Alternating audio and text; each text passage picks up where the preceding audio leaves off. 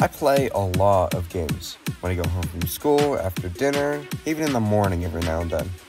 These games get boring, so I decided to make my own game.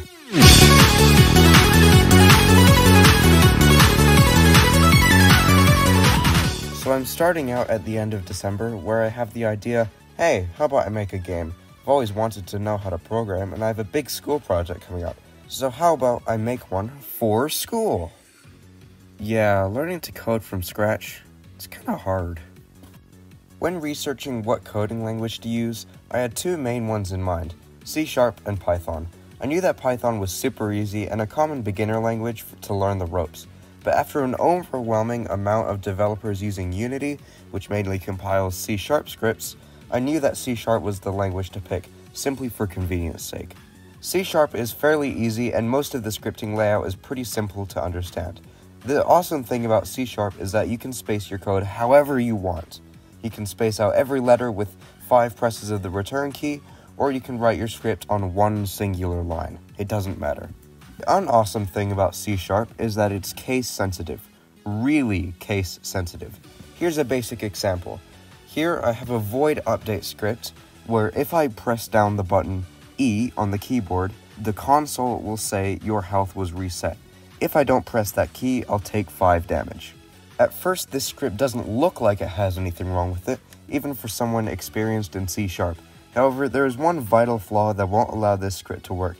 Here's the correct script. See the difference? I'll give you a few moments to figure it out.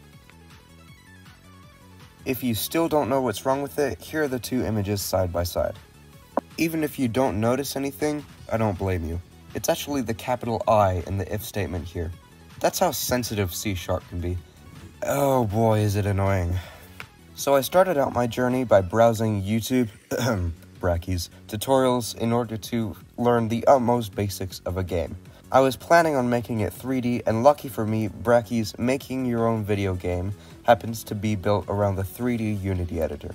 After a week and a half, I had my first prototype up and running. Week 2 was also fairly boring. I was figuring out how to control the player with a keyboard and look around on a first-person scale. This took a while, simply because the wrong script was plugged in. See what I was catching on to from earlier? This is why Unity can be really annoying, because no errors appear if the wrong script is plugged in, but rather when the game loads. This means that nothing actually works, and I have absolutely no idea what is wrong! After a deathly moment of realization, I continued on with my work, making a half-decent prototype level and some jumping mechanics. Weeks 3 and 4 were mostly spent doing schoolwork and writing this script. Hi guys. Week 5 was where the fun really began. I was watching some tutorials online, again, with the Unity terrain builder and how to make actual playable levels. I wanted my game to be more cinematic rather than actual gameplay because I would have more experience with world building and with level design. Therefore, I won't actually be releasing it at all. Don't worry guys, an actual game is on its way. I was using Unity Pro Builder to make some levels and learn how to bake some lights. Lava parkour, the whole bit of it. Sadly, my gaming laptop is so gamer that it takes 40 minutes to bake a single room. I had to repeat this process a lot, and it was very annoying to say the least. Week 6 was where things would get stressful. I didn't have much time left, meaning I was halfway through and had barely anything actually finished. Time to press on the gas. I spent the next weekend and Monday strictly on grinding the project and making the nature section. There was a lot to learn about terrain sculpting, and I only had a limited amount of time left. With the amazing addition of trees, post-processing, and grass textures came an immeasurable amount of lag. Seriously, take a look at this stuff. So I had to figure out why Unity was taking up 50% of my CPU, and guess what? I wasted my time trying to fix it. The project was still incredibly laggy, so I just crossed my fingers and hoped that the build would be better optimized. I searched up some tutorials for better graphics, and after a couple of hours of messing around in the editor, I found something that, in my opinion, works. Week 7 was used to edit this video. Before you now are 2 recordings of a garage room and a playtest area, and a nature scene to walk through. As I show you these, I will leave you with this. This journey has been both incredibly productive and fun, and the amount of stuff I've learned in 2 months is jaw-dropping.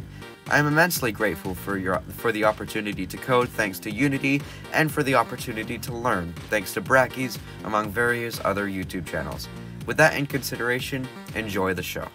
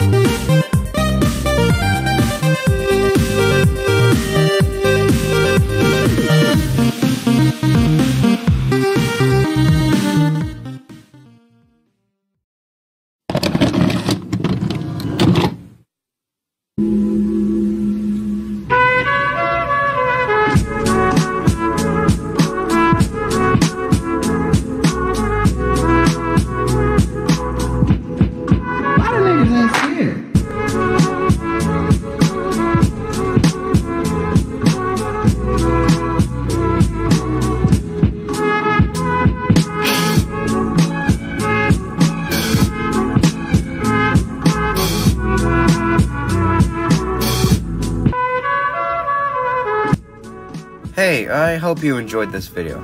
As I wrote earlier, I have a new game in mind that won't be as graphics heavy and ready to be booted up in the Unity Inspector. I'll probably make a couple short videos updating you on that. I've also posted video links that I've used to begin my journey so that you can make something incredible too. Thanks for watching, and I'll see you in the next one.